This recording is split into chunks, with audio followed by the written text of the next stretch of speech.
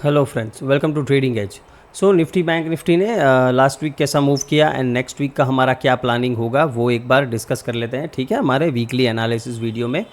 नव फ्राइडे को देखो निफ्टी ने क्या मूव दिया है। यहाँ से मार्केट यहाँ पे ओपन हुआ, यहाँ पे थोड़ा सस्टेन करके इस फेयर वैल्यू गैप से मार्केट ने सपोर्ट लिया और यहाँ से मार्केट ने एक अप मूव दिया और फिर पूरा दिन साइडवेज हो गया। ओके, यही हमने एक्सपेक्ट किया था कि मार्केट थोड़ा साइलेंट रह सकता है। ओके, यही फ्राइडे के लिए आपको बोला था कि डिप मिले तो बाइंग करेंगे, तो ये एक बाइंग मूव मिला था और फिर पूरा दिन साइडवेज, कुछ अच्छा ट्रेड नहीं मिला।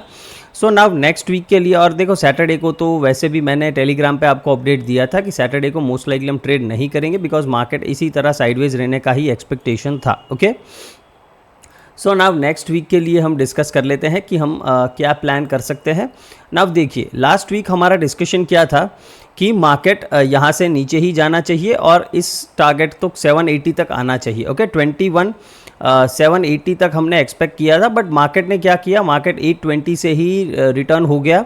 ओके, उस दिन कुछ न्यूज़ आया था, आई गेस वो अमित शाह ने कुछ इंटरव्यू में बोला था, तो उसी वजह से एक पुश मिल गया मार्केट को और वहीं से रिटर्न हो गया।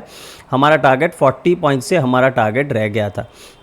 ओके, और उसके बाद जब मंडे के बाद मार्केट ने रिवर्स किया तो हमारा ट्यूसडे को यही डिस्कशन था कि अभी हम मार्केट में बाइंग एंड सेलिंग दोनों की अपॉर्चुनिटीज़ देखेंगे बिकॉज मार्केट ने एक डेली फेयर वैल्यू गैप को इन्वर्स किया था। ओके, तो वीकली एनालिसिस जैसा हमने एक्सपेक्ट किया था उस तरह से नहीं हुआ। हमने इस तरह का कुछ कैंडल एक्सपेक्ट किया था कि मार्केट 780-700 तक एक बार आए, फिर वहाँ से रिवर्स कर सकता है, बट एग्जैक्टली उस हिसाब से नहीं हुआ और मार्केट ने रिवर्स कर दिया। So no worries. देखो हर वीक परफेक्ट एनालिसिस हो ऐसा ज़रूरी नहीं है, बट अगर डेली एनालिसिस रेगुलरली देखते हो तो ट्यूसडे को ही आपको बताया था कि अभी हम बाइंग साइड का भी ट्रेड्स देखेंगे बिकॉज मार्केट रिवर्सल ले रहा है। ओके, नाउ नेक्स्ट वीक देखो, हम सिंपली अगर ये चार्ट देखते हैं तो हमको क्या समझ में आता है कि अभी प्राइस यहाँ पे है, इसको कहाँ जाना है। Okay, now just ask yourself कि प्राइस को यहाँ से किधर जाना है। ऊपर क्या है, सिंपली ऊपर ये ऑल टाइम हाई की लिक्विडिटी है 22,800 के आसपास, जो ऑल टाइम हाई की लिक्विडिटी पड़ी है, मार्केट को वहीं जाना है। ये कैंडल देख के हमको यही समझ में आ रहा है, इतना बुलिश कैंडल देख के। ओके, नाउ मैं एक लेवल बताऊंगा आपको, जिस लेवल के ऊपर हम बुलिश रहेंगे और हम बाइंग साइड के सेटअप्स ही देखेंगे अनटिल एंड अनलेस 22,800 का हमको टारगेट नहीं मिल जाता। ठीक है, 794 का एग्जैक्टली वो हाई है, तो बस मैं राउंड ऑफ बता रहा हूँ आपको।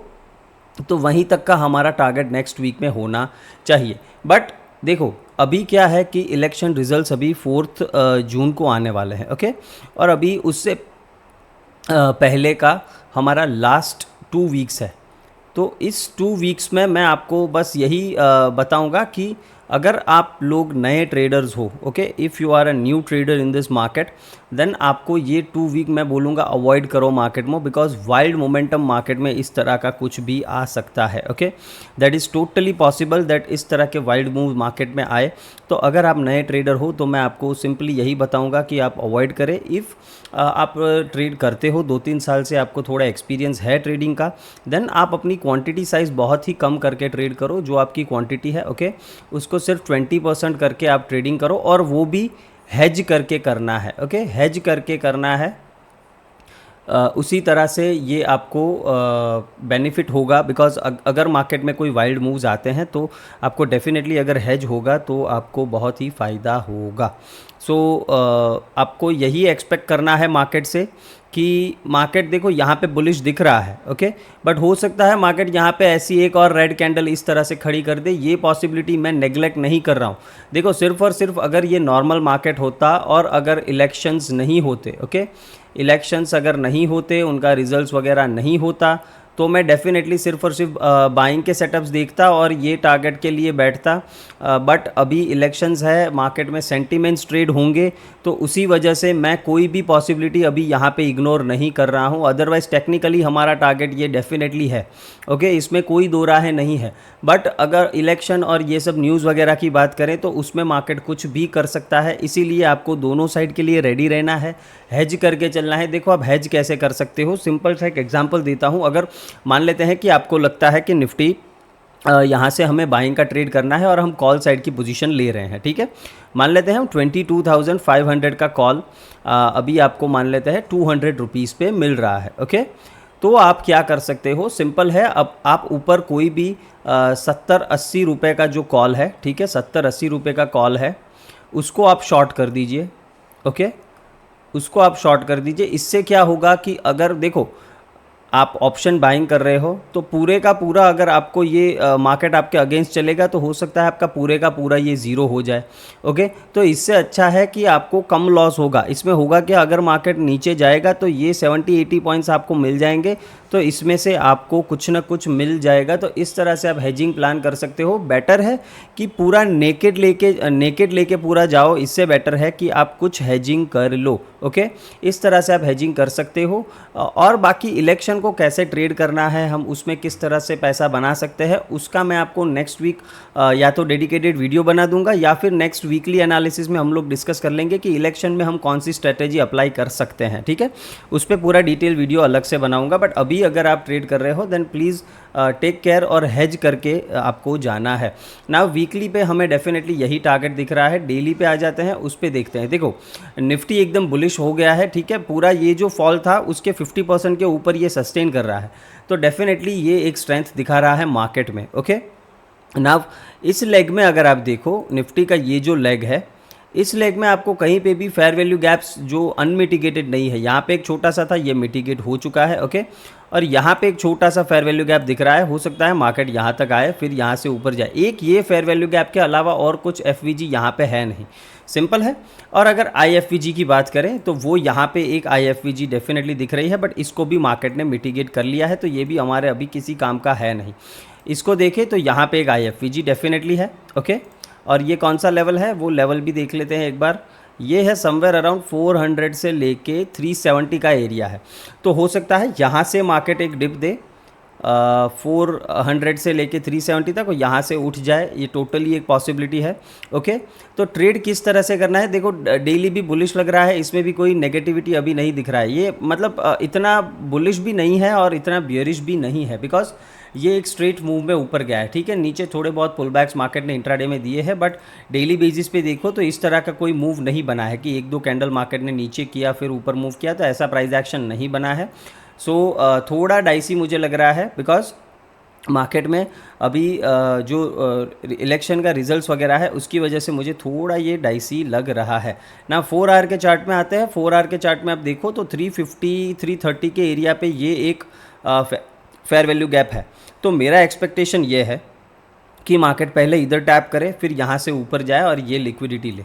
ओके, इस तरह का मेरा एक्सपेक्टेशन है। मार्केट यहीं से डायरेक्ट ऊपर जाता है तो वो भी एक पॉसिबिलिटी है, हम इसको इग्नोर नहीं करेंगे। बट अगर मार्केट यहाँ पे आता है तो उसे एक सफिशिएंट लिक्विडिटी मिल जाएगी ऊपर जाने के लिए, that is my view. Okay, तो इस व्यू को हम ट्रेड कैसे करेंगे उसके लिए 15 मिनट्स पे आ जाते हैं, हमारे लेवल्स ऑन कर लेते हैं। ओके, और लेवल्स पे अगर हम देखें तो देखो 15 मिनट्स पे हमको ये एक ऑर्डर ब्लॉक दिख रहा है जो हो सकता है कि एक सपोर्ट की तरह काम करे, और ये हमारा आईएफवीजी वाला लेवल भी था समवेयर अराउंड हियर, तो इसको हम as a order block trade करेंगे। ओके, नाउ ट्रेड कैसे करना है, देखो अगर जिस तरह से अभी गिफ्ट निफ्टी दिखा रहा है कि मार्केट थोड़ा गैप अप ओपन होगा। ओके, तो हो सकता है 580 590 इस लेवल पे ओपन हो, तो यहाँ पे बाइंग की जल्दी नहीं करेंगे। यहाँ पे हम फाइंड आउट करेंगे कि मार्केट में एक रिवर्सल आए। ओके, रिवर्सल कहाँ तक, देखो पहला हमारा टारगेट ये होगा, और अगर इसको मार्केट सस्टेन नहीं करता, 400 को सस्टेन नहीं करता, देन हम एक डिप दे सकते हैं 350 से लेके 320 तक।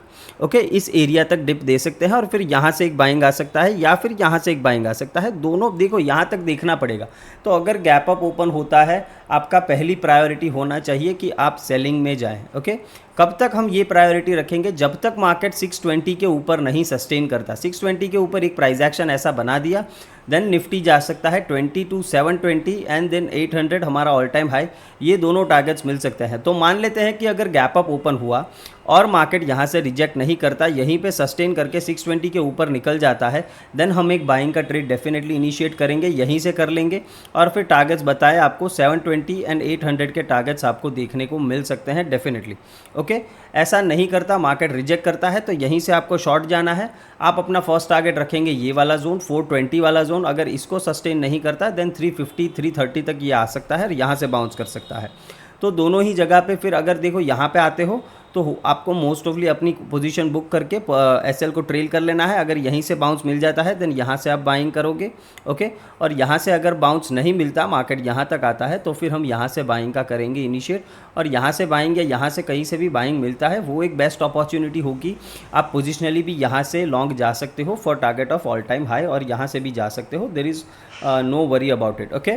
तो इस तरह से हमको ट्रेड करना है। गैप अप में पहले सेलिंग का व्यू बनाना है। अगर यहाँ से रिजेक्ट करके मार्केट मान लेते स्टॉप लॉस हिट करता है तो ही हम बाइंग में बैठेंगे, उसके अलावा यहाँ पे डायरेक्टली बाइंग में हम नहीं बैठेंगे, ये थोड़ा डेंजरस हो सकता है, राइट।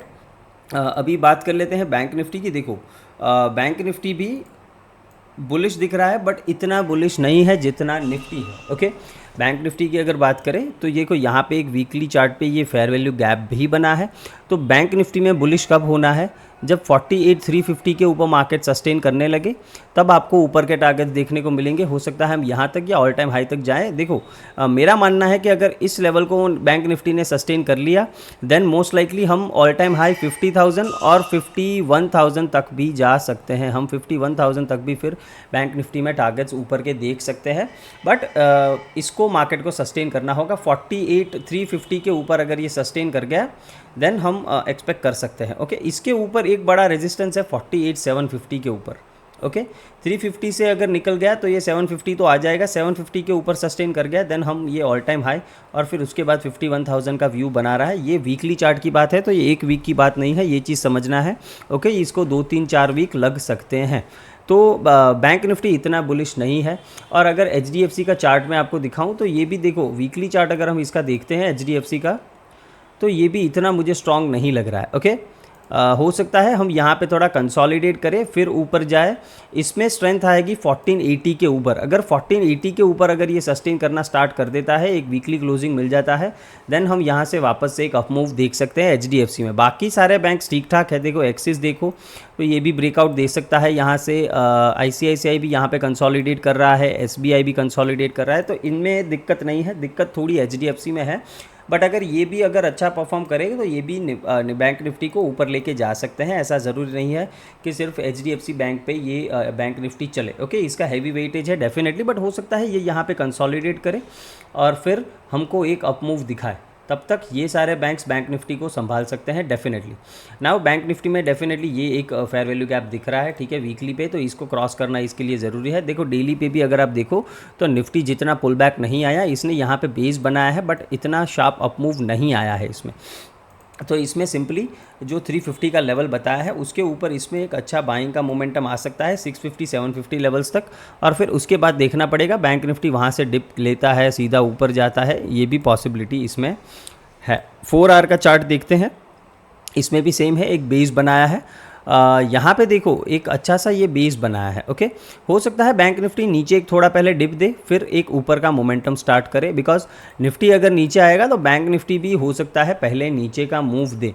तो 15 मिनट्स पे लेवल्स पे आ जाते हैं और देखते हैं कि क्या बैंक निफ्टी कर सकता है। देखो अगर 15 मिनट्स का हम इसका चार्ट देखते हैं और इसमें भी गैप अप ओपनिंग अगर मिलती है, मान लेते हैं 48,500, 600 और यहाँ से रिजेक्शन लेता है, तो आप इसमें भी एक शॉर्ट पोजीशन बना सकते हो। पहला टारगेट आपका होना चाहिए 48,100 से लेके 48,000, ओके। यहाँ से हो सकता है ये एक डिप ले इतना 47,900 के आसपास तक और फिर यहाँ से एक अप मूव दे, ये एक पॉसिबिलिटी टोटली है। तो दोनों में ही गैप अप में पहले हमको सेलिंग के मूव्स देखने हैं, उसके बाद बाइंग का सोचना है, बिकॉज डिप के बाद बाइंग का सोचना है, बिकॉज मार्केट ऑलरेडी एक रेजिस्टेंस एरिया के पास ओपन होगा अगर गैप अप ओपन होता है तो, राइट। मान लेते हैं मार्केट फ्लैट ओपन हो गया या फिर गैप डाउन ओपन हो गया, उस केस में सिंपली आपको बाइंग की अपॉर्चुनिटीज़ देखनी है। कहाँ तक, अगर 47,800 के ऊपर जब तक है बैंक निफ्टी, आपको बाइंग की अपॉर्चुनिटीज़ देखनी है। 47,800 के नीचे गया देन 47,500 तक का एक मूव मिल सकता है, फिर यहाँ से एक बाइंग की अपॉर्चुनिटी डेफिनेटली मिल सकती है, ओके। फ्लैट ओपन हो गया, डायरेक्टली ऊपर जाता है, आप यहाँ पे 250 के ऊपर डायरेक्टली एक बाइंग का अटेम्प्ट कर सकते हो।